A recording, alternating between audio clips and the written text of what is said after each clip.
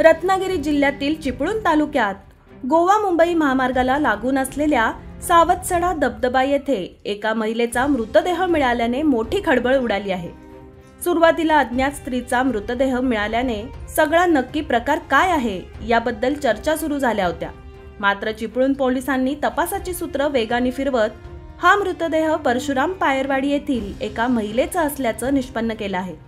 मिळालेल्या माहितीनुसार चैतन्या चंद्रकांत मेटकर वय वर्ष 34 या विवाहित महिलेचा हा मृतदेह असल्याची माहिती आता पोलीस तपासात समोर आली आहे।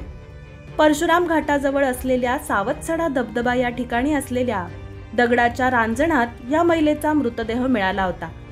अडकलेल्या स्थितीत हा मृतदेह मिळाल्याने या सगळ्या प्रकाराबद्दल अपघात की घातपात या चर्चा सुरू झाल्या होत्या। सुरुवातीला या महिलेचं नाव कळत नसल्याने हा मृतदेह कोणाचा, ही महिला कोण, हा सगळा प्रकार काय आहे असे अनेक प्रश्न निर्माण झाले होते।